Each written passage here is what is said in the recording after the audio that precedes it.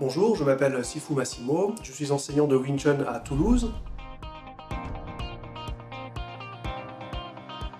Le Wing Chun, c'est un art martial qui date environ du XVIIIe siècle, qui s'est spécialisé dans la courte distance. Il est du sud de la Chine, et la légende veut que ce soit une femme qui l'ait inventé, une ancienne moine Shaolin, qui a spécialisé son style de combat dans la très courte distance pour la self-défense. Je suis professionnel de l'enseignement Wing Chun depuis 2012, j'ai commencé en l'an 2000.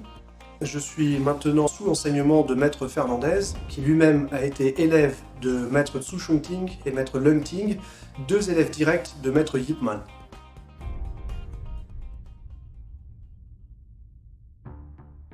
Une des premières choses que je vais enseigner aux débutants qui arrivent en cours, c'est comment se déplacer.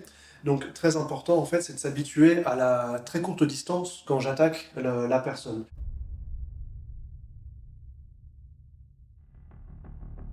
Ce que je vais faire en premier, c'est le pas direct, ce qu'on appelle le pas arc et flèche. Donc ici, quand je rentre et je vais essayer de me positionner avec un pied juste sous sa colonne vertébrale. Donc le pas arc et flèche, je suis ici de face, j'apprends à rentrer ici, avec un pied devant l'autre pour pouvoir protéger la ligne de centre autant dans les parties basses que dans les parties hautes avec les mains. Encore une fois.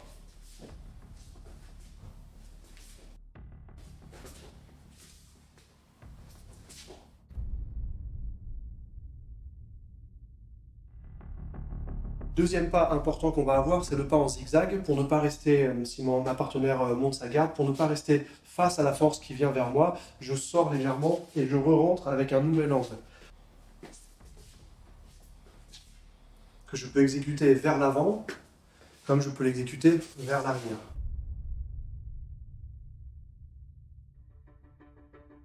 La torsion, ici, donc elle s'exécute de cette façon, je suis au centre, et puis je veux tourner sur mon axe central, ça c'est le premier, et surtout je veux sortir de la force en même temps que je le fais. Donc je vais me décaler le corps, soit sur un pied, soit sur l'autre en même temps que je le fais. Ça c'est très important, justement pour ne pas rester en bloc quand la force elle arrive, mais l'absorber, la ramener dans le sol, et puis la laisser passer à l'image d'une porte qui s'ouvrirait pour laisser passer la force. La partenaire va pousser soit à droite, soit à gauche, et moi ici j'apprends à laisser passer la force. C'est un exercice qui se travaille aussi avec les yeux fermés pour vraiment être dans le ressenti et non pas dans l'anticipation de là où la personne va pousser.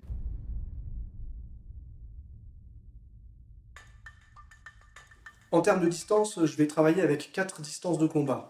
La première distance, c'est la distance du coup de pied. Deuxième distance, la distance du coup de poing. La troisième distance, elle comprend les coudes, la tête et les genoux. Et la quatrième distance, c'est une distance de lutte. Et tant que la personne elle est à l'extérieur, je ne vais pas agir. Dès qu'elle fait un petit pas à l'intérieur de ma bulle, j'agis. J'ai donc sorti le coup de pied. Le coup de pied va me permettre de savoir où est la personne et maintenant de rentrer sur elle avec le pas et d'enchaîner avec la distance du poing. Une fois qu'on est ici, si je sens la force qui vient vers moi, ça va me permettre de passer sur ma distance de coude, de tête ou de genou. Je suis toujours dans la même distance. Et enfin, si elle a réussi à passer cette barrière-là, on est maintenant dans la distance de lutte.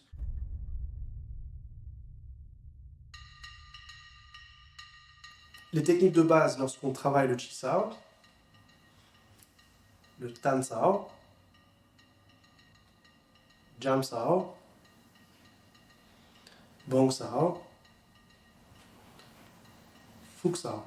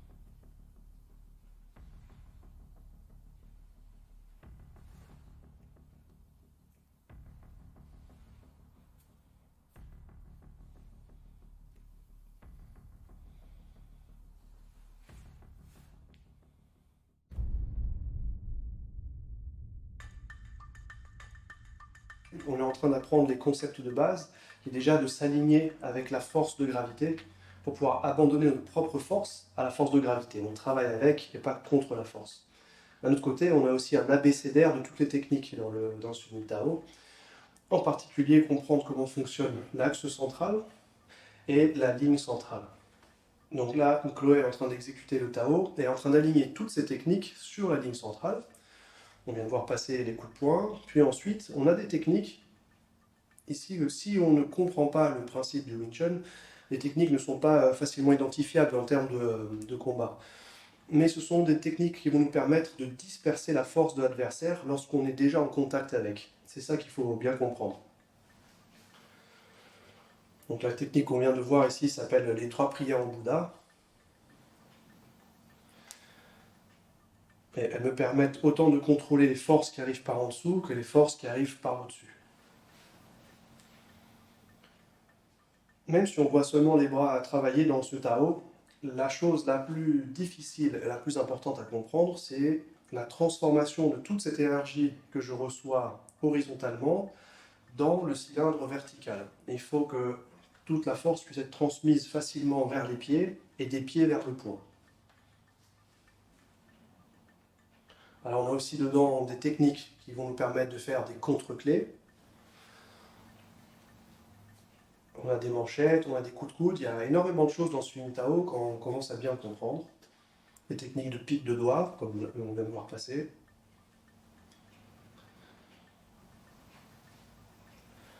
Autre point sur lequel j'insiste lorsque je travaille avec les élèves, c'est l'harmonisation des articulations. C'est-à-dire, on va essayer d'avoir dans le mouvement la même énergie dans le poignet, le coude, l'épaule, le bassin, les genoux, les chevilles.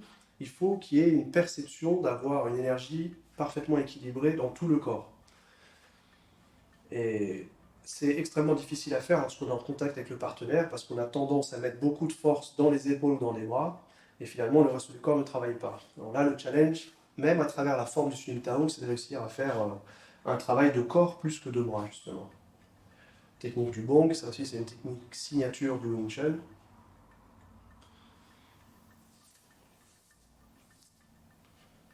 Ouais, cette dernière technique qu'on vient de voir passer, ça c'est une technique typique pour se libérer d'une saisie au poignet. Voilà, fermeture, on revient à l'unité.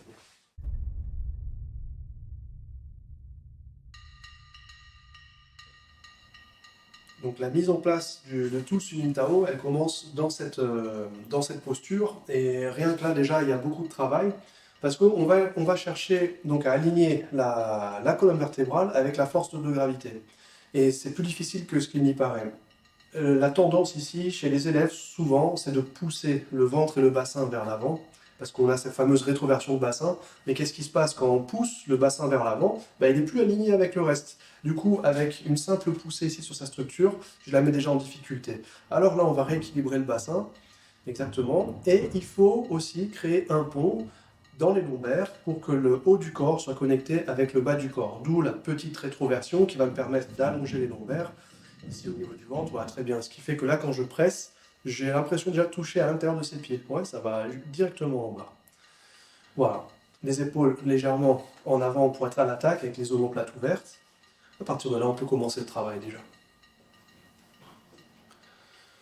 Voilà, donc ça, c'est ce qu'on appelle la première phase du Sunim Tao. Elle va définir la bulle à l'intérieur de laquelle je travaille. Je veux bien qu'on la reprenne une fois. Voilà, important de ne pas avoir les mains trop basses, puisque les mains vont définir maintenant où va se situer ma garde, en tout cas sur le plan frontal. Du coup, je veux qu'elles arrivent, voilà, de façon à ce que mes doigts soient légèrement au-dessus de mes épaules, et les mains sont croisées ici au centre, parce que je travaille de façon à bien fermer la bulle. Voilà, donc le coup de poing du Wing Chun, là aussi c'est une technique signature. Je viens en face l'autre, voilà. Le Sunim Tao nous enseigne beaucoup ce premier coup de poing, il y en a beaucoup d'autres, mais celui-ci est très important parce qu'il va nous apprendre à pointer la force du coude et donc du poing vers le sol. On essaye d'éviter le travail où on va avoir le coude pointé à l'extérieur. Là, si je fléchis un tout petit peu ici, voilà, au moment aussi où je vais presser, l'énergie elle part par là-bas et je mets à mal son épaule. Avec le coude à l'intérieur, on va essayer ici de rediriger l'énergie directement dans les pieds.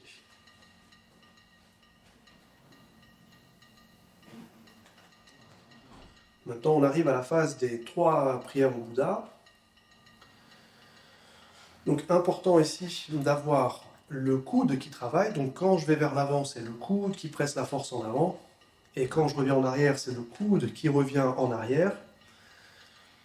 Le Fuxao, qui est cette technique ici de main qui crochette, va être légèrement tourné à l'intérieur. Je ne veux pas qu'il soit trop parallèle au sol ou trop ouvert, sinon l'énergie va pouvoir passer par en dessous. Et je ne veux pas qu'il soit trop comme ça, parce que ici, ça va être facile de le contourner. Légèrement comme ceci, on dessine une diagonale vers le sol. Le Wusao, lui, pointe son énergie vers le ciel, de façon à travailler une force verticale.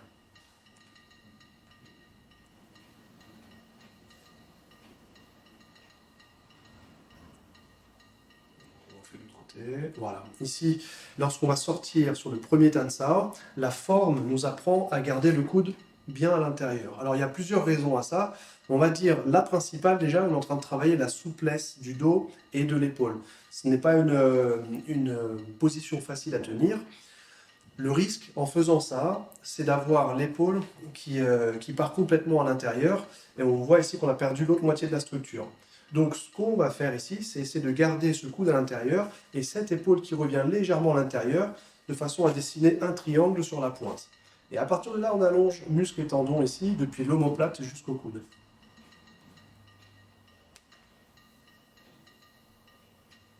Voilà, le Fuxao, on retrouve le coude bien à l'intérieur. Et dans le Wusao, ici, il faut que maintenant le coude il passe à l'extérieur, de façon à avoir un triangle devant soi qui va permettre ici de protéger les attaques qui vont venir de l'extérieur. Si le coude est trop à l'intérieur, ça ne protège plus.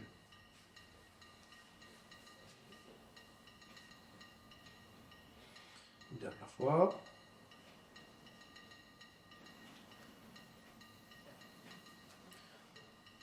Voilà. Et enfin, autre moment extrêmement important de tout le Tao, c'est lorsqu'on va fermer toutes ces techniques. On apprend ici à faire une technique qu'on appelle Yuan Sao, qui est la main qui s'enroule. Mais on apprend à le faire avec le bras tendu. La raison, encore une fois, c'est de pouvoir travailler la technique de muscles et tendons, étirement des muscles et tendons. Si je garde le coude bien verrouillé vers le bas et de façon tendue, lorsque je vais travailler ici l'enroulement de la main, je vais sentir parcourir un étirement soit vers le haut, lorsque je fais ce mouvement, soit vers le bas, lorsque je commence à enrouler et arrive dans cette forme-là.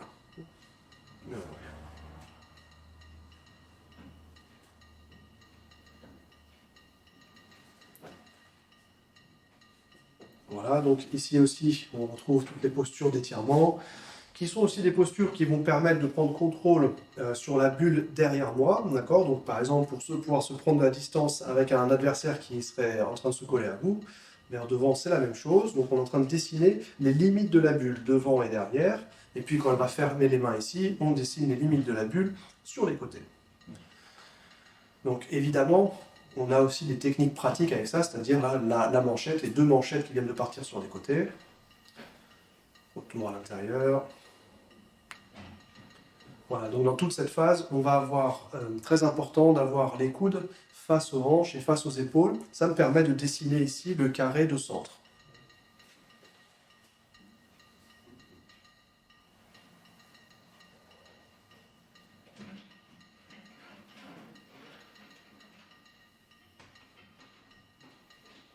Voilà, le Paxao à l'extérieur qui lui aussi me permet de dessiner la bulle à l'intérieur de laquelle je travaille. Et puis, dans son aspect pratique, c'est pour pouvoir arrêter les frappes lorsqu'elles vont venir ici sur les côtés.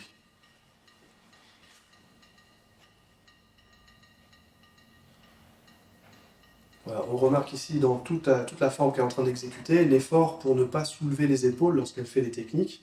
Les 2 épaules, encore une fois, l'idée c'est d'avoir un verre d'eau sur chacune d'elles.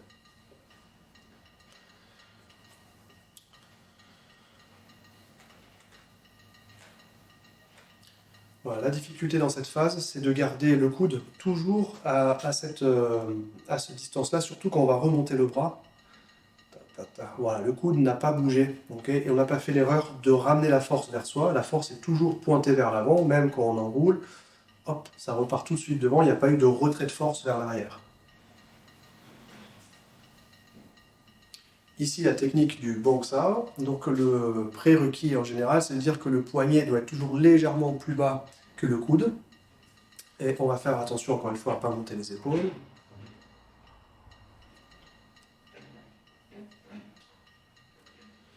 Après, en fonction des écoles, il y a plusieurs façons de le travailler, ce bongsao. Certains vont le monter un peu plus haut, d'autres un peu plus bas. Mais l'idée, c'est de toujours avoir une première phase de Shin Tao en tête. Hein. On doit toujours fermer la bulle devant soi. Et ici, dans cette phase, la partie importante, c'est de fléchir ici le coude et de tirer le coude vers la hanche. C'est ça qui va me donner la force de retrait. Et on termine avec les 3 coups de poing qui s'enchaînent en croisant bien un point par-dessus l'autre au niveau des poignets.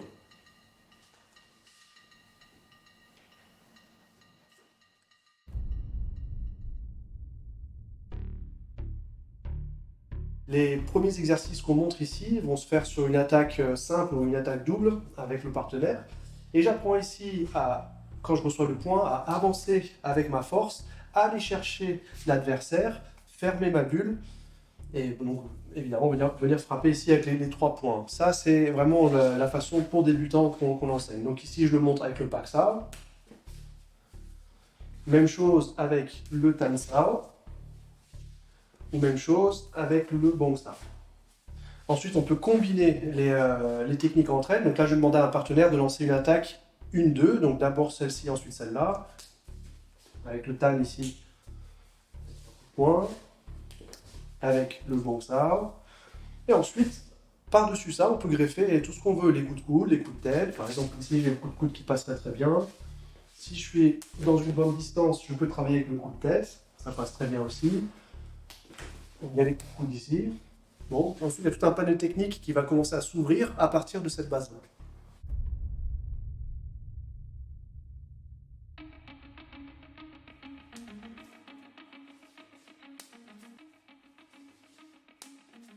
Et maintenant, avec double.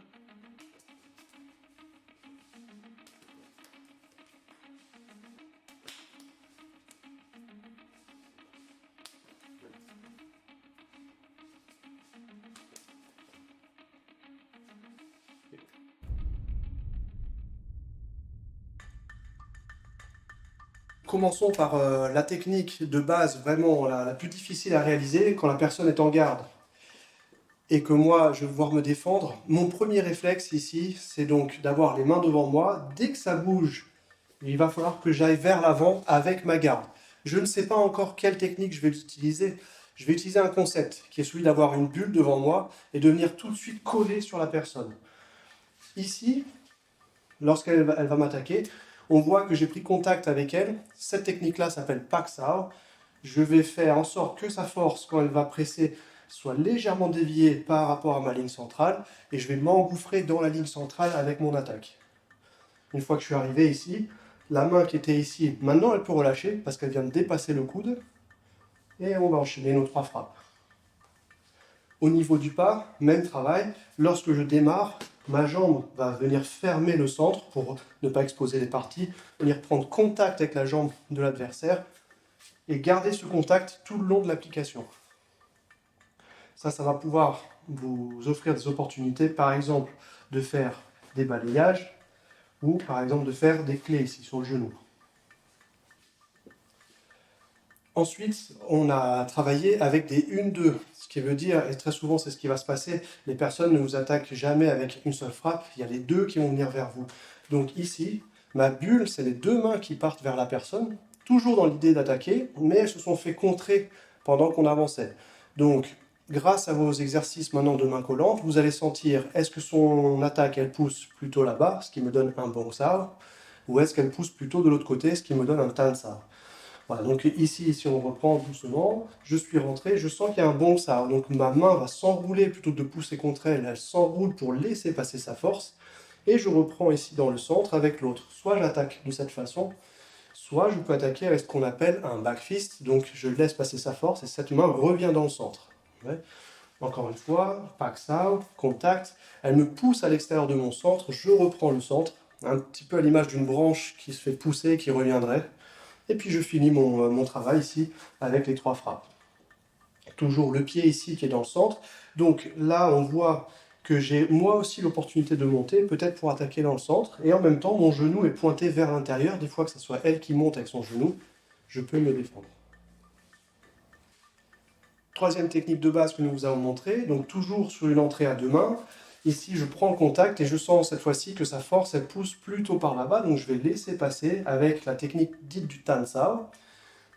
Quand elle pousse d'un côté, le jeu de vase communicant et la rotation fait que je peux rentrer de l'autre côté. Toute la force qu'elle m'a donnée dans un sens va ressortir de l'autre. Je travaille toujours par rapport à cette ligne centrale. Enfin, le dernier exercice, c'est de faire exactement ce qu'on vient de faire, mais avec un petit pas sur le côté. Donc ici, on va dire ça va se jouer dans le timing. Je vois l'attaque arriver, tout de suite je me déplace d'un petit pas sur le côté et en même temps je projette ma force vers elle. Ce qui va me permettre de changer d'angle, donc sa force elle est en train de se vider ici, et moi maintenant j'ai un angle favorable pour rentrer. Même chose ici, je pars légèrement sur le côté, ma main a pris le centre, et je rentre. Vous voyez que ici, à nouveau, je me retrouve avec une technique de Tansao. Et ici, je peux frapper. Et sa défense et toute son attaque sont en train de partir dans le centre ici. Par rapport à la hauteur des mains, ce n'est pas très important en fait d'avoir, quand tu m'attaques, d'avoir les mains qui sont un petit peu hautes. Ce qui va être important par contre, c'est que toute la force qui est en train de m'envoyer, je la redirige vers le sol au fur et à mesure. Donc on a bien cet arc qui vient vers le sol, ce qui va me permettre ici de rebondir dans le sol. La force, elle fait ça en une fois. Ouais, je la remonte doucement. 1, 2, 3. Ouais, c'est descendu et ça revient vers elle. Quelques-unes en dynamique.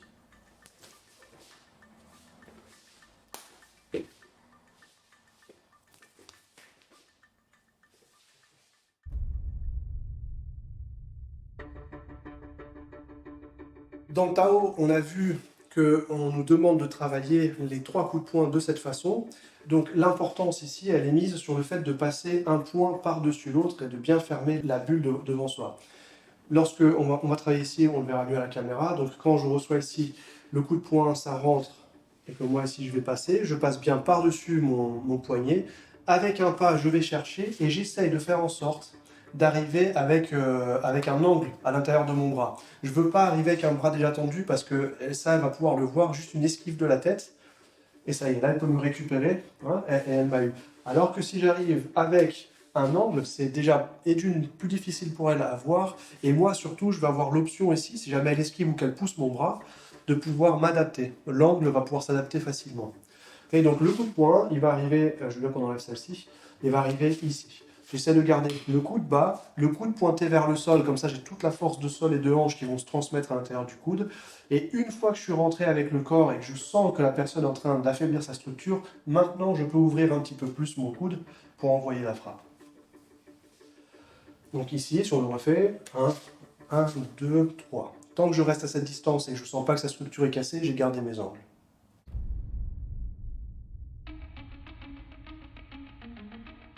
Un des exercices signatures du Wing Chun, ce sont les mains collantes, ou Chi Sao en chinois. Vous connaissez peut-être la vidéo ou la photo de Bruce Lee avec Maître Ip Man, où les deux personnages sont en train de se pousser les mains de cette façon. Le Chi Sao, c'est un exercice qui me permet de contrôler mon combat dans une distance très proche, où nous avons déjà un contact avec la personne. J'essaie d'entraîner les réflexes tactiles de mon élève ici. Donc, si ma main pousse son bras vers sa tête, elle va avoir un type de défense. Si ma main pousse à l'extérieur, c'est une autre type de défense. Et on retrouve toutes les techniques que nous avons travaillées dans les bases, que ce soit dans le Tao ou dans les techniques à main nue. On peut travailler le Chi-Sao de plusieurs façons. Soit ici, face à face, en travaillant sur les réflexes de pouce et de main. On peut travailler aussi en poussant directement sur le corps, pour que le corps apprenne à rediriger la force avec un pied devant l'autre. Et il y a toute une panoplie d'exercices qui se font avec le Chi-Sao.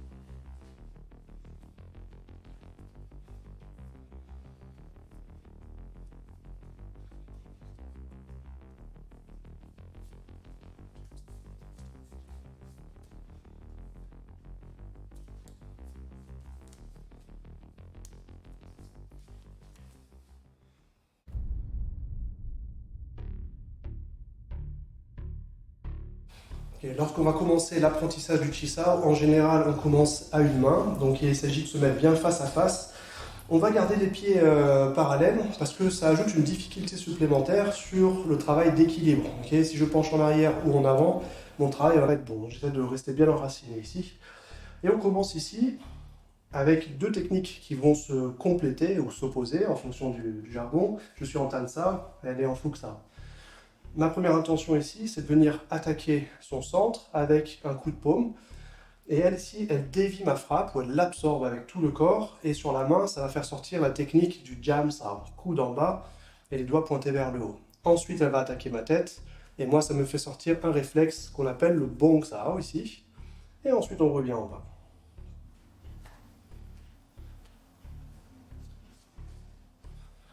Voilà. À noter la partie la plus importante, qui est, ok, ce sont les mains, la forme des mains, les épaules qui doivent être absolument détendues pour pouvoir travailler et être réactives, et donner les bonnes informations au système nerveux, et surtout l'absorption du corps. C'est-à-dire que quand je l'attaque ici, si son épaule est dure, sa technique est dure et son corps est rigide, à chaque fois la personne va se déraciner. Alors qu'elle doit être capable de transformer mon énergie horizontale en énergie verticale. Elle a absorbé l'énergie dans ses pieds. Et maintenant, par effet de ressort, elle peut me relancer une attaque que moi-même je vais absorber avec une technique de bong et le corps qui va descendre. Et on revient. Une fois qu'on a appris cette base face à face, on y rajoute dedans le pivot. Donc lorsque je l'ai attaqué ici en jam sao, je vais maintenant faire un tout petit pas en avant, ce qui va lui permettre, elle, d'ouvrir la porte et elle pivote avec la technique. Ici, elle garde en elle la charge, c'est-à-dire que je viens de la presser comme un ressort. Si je lâche, son poing, il part.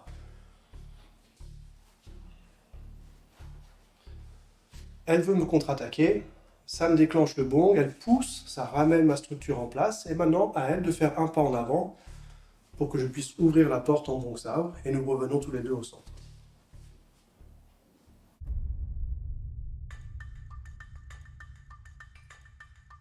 Un des outils principaux du pratiquant Wing Chun, ça va être le mannequin de bois.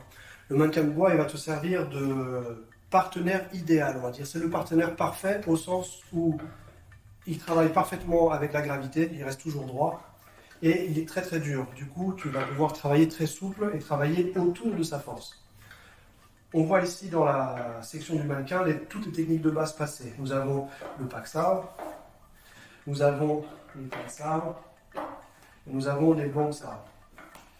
La particularité du mannequin, c'est qu'il va t'obliger à te déplacer autour de lui. Donc, on retrouve les techniques de base plus les déplacements. Par exemple, nous avons ici le bong qui va passer ensuite au tan avec un petit pas à l'intérieur. Donc, il m'oblige aussi à placer parfaitement mes jambes en contact, ou du moins prendre un contrôle à l'intérieur de cette bulle en bas et un contrôle à l'intérieur de cette bulle en haut.